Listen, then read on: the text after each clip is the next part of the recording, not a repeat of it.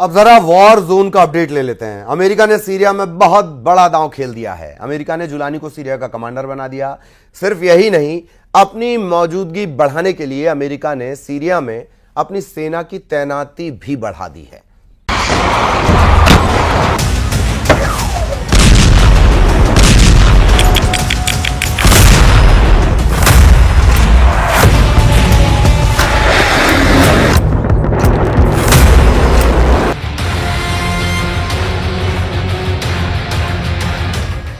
क्या अमेरिका ने commander Jolani को खरीद लिया है?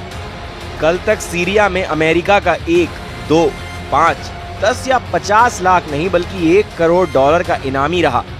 कल तक जिस शख्स की तलाश में अमेरिका की सभी एजेंसियां एक्टिव भी, कल तक जो शख्स हर हाल में अमेरिका को जिंदा या मुर्दा चाहिए था, अमेरिका ने जिसे देखते ही शूट एट साइट का ऑर्डर पास किया था, आज सीरिया का वो कमांडर जुलानी अमेरिका के लिए इनामी नहीं रहा। अमेरिका ने जुलानी को माफ कर दिया है, यानी रातों रात सिर्फ 12 घंटे में सीरिया में बड़ा खेला हो गया है। अमेरिका की ये वो चाल है जिससे उसने सांप भी मार दिया और उसकी लाठी भी सही सलामत है। अमेरिका ने जुलानी पर रखा इनाम वापस ले लिया है।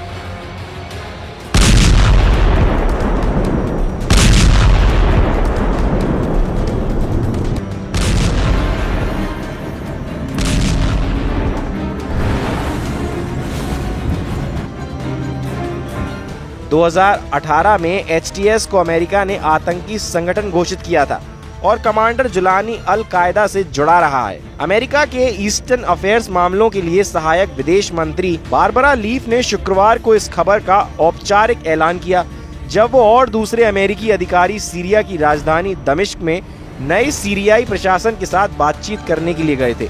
इस महीने की शुरुआत में हयात तहरीर अल शाम यानी HTS के नेतृत्व में सीरिया के राष्ट्रपति बशर अल असद को सत्ता से हटाए जाने के बाद से ये अमेरिकी डेलीगेशन की सीरिया की पहली यात्रा थी।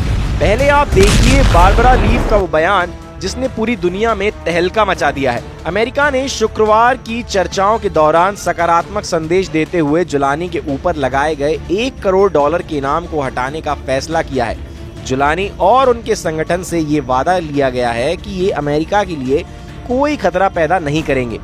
हम सीरियाई नेतृत्व वाली राजनीतिक प्रक्रिया का पूर्ण समर्थन करते हैं, जिसके परिणाम स्वरूप एक समावेशी और प्रतिनिधि सरकार बनेगी जो महिलाओं सहित सभी सीरियाई लोगों और सीरिया के विविध जातीय और धार्मिक समुदाय के अधिकारियों का सम्मान करती है। हालांकि मीडिया रिपोर्ट्स में दावा किया गया है कि अमेरिका में फिलहाल HTS को आतंकी सूची से नहीं हटाया है। बारबरा लीफ की सीरिया की ये विजिट सीरिया के लिए पूर्व विशेष दूत डैनियल रुबिस्टीन और बंधक मामलों के लिए अमेरिकी सरकार के मुख्य दूत रोजर कर्स्टेंस के साथ ऐसे वक्त में हुई है जब पश्चिमी देश इस बात पर विचार कर रहे थे कि HTS को आतंकवादी लिस्ट से हटाया जाए या नहीं। तभी अमेरिका ने कमांडर जुलानी के ऊपर से इनाम हटाने का ऐलान कर दिया। अल जजीरा ने अपनी रिपोर्ट में कहा है कि अमेरिकी सरकार का मानना है कि कमांडर जुलानी की गिरफ्तारी के लिए इनाम हटाने से ये होगा कि सीरिया में अब वही होगा जो अमेरिका और उसके पार्टनर्स चाहेंगे। अमेरिका की सीरिया में दखलंदाजी बढ़ जाएगी। अमेरिका की ये टीम सिर्फ जुलानी के सिर से इनाम हटाने का ऐलान ही नहीं करने गई है, बल्कि उनका एक और मकसद भी है। पत्रकार ऑस्टिन टाइस जो 2012 में गायब हुए थे, उनके बारे में पता लगाना भी अमेरिका के लिए एक अहम मुद्दा है। मीडिया रिपोर्ट्स के मुताबिक जुलानी के सिर से इनाम हटने का ऐलान होते ही HTS ने ऐलान कर दिया है कि हम ऑस्टिन टाइस का पता लगाने के लिए हर संभव प्रयास करेंगे ताकि उन्हें संयुक्त राज्य अमेरिका में उनके परिवार के पास वापस भेजा जा सके। मिडिल ईस्ट से आई एक रिपोर्ट के मुताबिक अमेरिकी विदेश मंत्री एंटनी ब्लिंकन ने बताया है कि सीरिया में अमेरिका दबदबा बढ़ाने जा रहा है। ब्लिंकन ने इस बात की पुष्टि की है कि अमेरिका ने सीरिया में सैनिकों की तैनाती दोगुनी कर दी है। ये सैन्य तैनाती बशर अल असद के तख्तापलट के वक्त से बढ़ाई जा रही थी।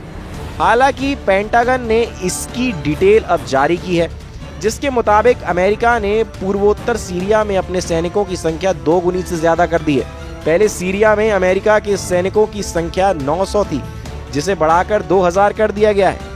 खाड़ी देशों में मौजूद अमेरिका सैन्य अड्डों से सीरिया पर 24 घंटे निगरानी भी रखी जा रही है। अमेरिकी सैन्य तैनाती पर पेंटागन ने जो भी जानकारी दी है, सीरिया में मौजूद स्थिति को देखते हुए अभी कुछ समय पहले ही मुझे इस तथ्य से अवगत कराया गया कि वहां सेना की तादाद बढ़ा दी गई है, जबकि वहां सेना की संख्या कम थी।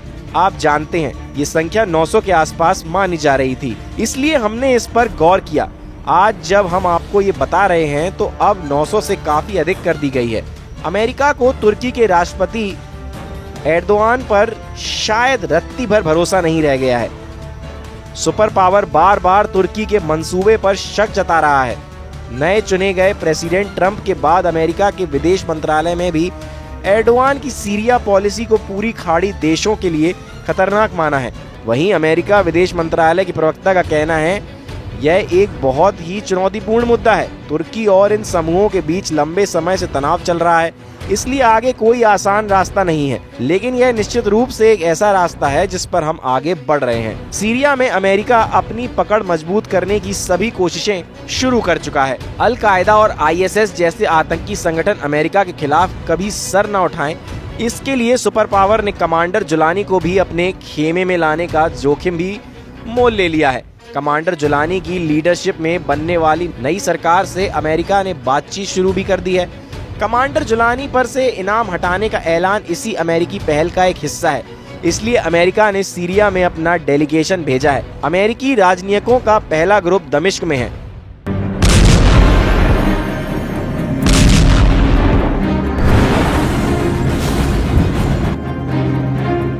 मीडिया रिपोर्ट्स के मुताबिक अमेरिका ने कुछ शर्तों के साथ कमांडर जुलानी की नई सरकार को मान्यता देने के सिग्नल दिए हैं। ऐसा हम इसलिए कह रहे हैं क्योंकि अमेरिका की शर्तों में गैर सांप्रदायिक नेतृत्व का गठन किया गया है, अल्पसंख्यकों, महिलाओं को सम्मान देने की बात कही गई है और रासायनिक हथियारों का खात्मा करने की बात को भी शामिल किया गया है। अमेरिका की टेंशन ये है कि सीरिया में उसके दुश्मन फायदा उठाएं, उससे पहले सुपर पावर सारे मोहरे बिछा ले। अमेरिका को तुर्की के राष्ट्रपति एर्दोआन और ईरान के सुप्रीम लीडर अली खामनेई की सीरिया में दिलचस्पी ने अलर्ट कर दिया है। मिस्र भी सीरिया में इजराइल के खिलाफ बयानबाजी कर अमेरिका को परेशान कर रहा है।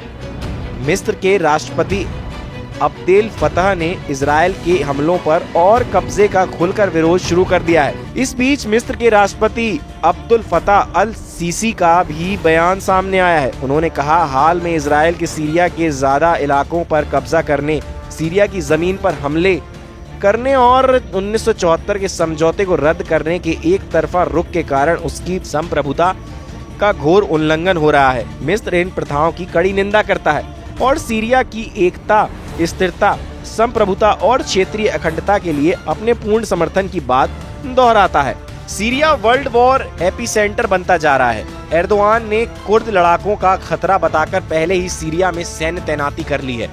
तुर्की समर्थित सीरियाई लड़ाकों और हयात तहरीर अल शाम ग्रुप ने कुर्द इलाके पर कब्जा करना भी शुरू कर दिया है। अमेरिका की टेंशन सीरिया की जेलों से रिहा हुए वो खूंखार लड़ाके भी हैं जिन्हें बशर ने लंबे वक्त तक कैदी बनाकर रखा था। कमांडर जुलानी ने बड़े स्तर पर जेलों में बंद फाइटर को आजाद कर खत्म हो चुके कई टेरर ग्रुप में जान फूंक दी है। वहीं मीडिया रिपोर्ट्स के मुताबिक जुलानी ने लड़ाकों को सेना में भर्ती करने का ऐलान कर दिया है। इसमें वो लड़ाके भी शामिल होंगे जिन्होंने बशर अल असद की सत्ता को सीरिया में उखाड़ फेंकने में कमांडर जुलानी की मदद की है। असद रूस में है और रूस के राष्ट्रपति व्लादिमीर पुतिन की भी नजर सीरिया पर है। वो सीरिया में हो रही हर हलचल पर बारीकी से नजर बनाए हुए हैं। पुतिन का दावा है कि सीरिया से बशर अल असद की सत्ता जाने से सबसे बड़ा फायदा बेनियामिन नेतन्याहू को हुआ है। मैदान सीरिया है, जमीन सीरिया की है और उसमें उलझे हुए हैं इजराइल, तुर्की, अमेरिका और ईरान। ईरान के सर्वोच्च नेता अली खामनेई के जनरल हुसैन सलामी ने कहा है कि इजराइल को सीरिया में दफन कर देंगे। उन्होंने कहा, जैसे ही सीरिया में असद सरकार गिरी, भयानक घटनाएं होने लगी। इजराइल को भारी कीमत चुकानी पड़ेगी। उन्हें सीरिया की जमीन में दफनाया जाएगा, लेकिन इसमें कुछ वक्त लगेगा। इस वक्त सीरिया के आसमान में इजराइल की एयरफोर्स बहुत एक्टिव है। इजराइल के F-15 फाइटर जेट लगातार उड़ान भर रहे हैं और इनको ऐसे ऐसे बमों से लैस किया गया है। इन हमलों पर जुलानी की भी मोहर लग चुकी है, क्योंकि जुलानी ने ना इसका विरोध किया और ना ही इजराइल से युद्ध करने की ख्वाहिश जाहिर की है। बल्कि ईरान और हिजबुल्लाह को अपना बड़ा दुश्मन बता दिया है। इजराइल के इन धमाकों के साथ सीरिया में जुलानी का ऐसा तूफान आया है कि उस तूफान में न सिर्फ बशर अल असद की सरकार उड़ी, बल्कि असद की मदद करने वाले पुतिन और खामनेई का मजबूत खूंटा भी उखड़ गया। जुलानी ने सीरिया में ऐसा जाल फैलाया कि इस जाल में फंसे रूस और ईरान की सेना को सीरिया से भागना पड़ा। जुलानी का जाल बुनने वाले तुर्की और इजराइल इस वक्त बहुत खुश हैं। जुलानी का जाल इतना मजबूत बताया जा रहा है जिसकी जद में अब कई और अरब देश भी आ सकते हैं। डर है कि इसमें जॉर्डन के राजा किंग अब्दुल्ला भी फंस जाएं और जुलानी का अगला टारगेट जॉर्डन बन सकता है। खौफ सऊदी अरब में भी बढ़ चुका है। यही वजह है कि सीरिया में तख्तापलट से पहले सऊदी अरब के क्राउन प्रिंस ने बशर अल असद की तरफदारी में कई बातें भी कही थी। सवाल ईरान पर भी है कि आखिर जिस ऑपरेशन ट्रू प्रॉमिस को दोहराने की वो बार बार वार्निंग दे रहा था, उसका क्या हुआ। खामनेई और उनके जनरल इस बात से बहुत ज्यादा बेचैन हैं कि सीरिया उनके हाथ से निकल गया।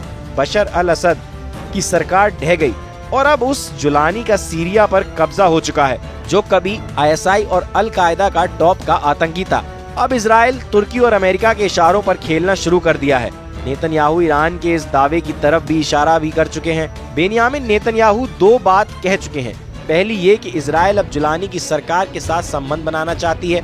दूसरी बात ये कि बशर अल असद की सरकार इसलिए गिराई क्योंकि इजराइल ने हिजबुल्लाह और ईरान के खिलाफ एक्शन लिया। खामनेई जानते हैं कि अब नेतन्याहू ने ईरान के साथ नया माइंड गेम खेलना शुरू कर दिया है। सीरिया के बाद नेतन्याहू ने खामनेई का तख्तापलट करने का सिग्नल दे दिया है। नेतन्याहू के सिग्नल ने ईरान में ट्रिगर दबा दिया है।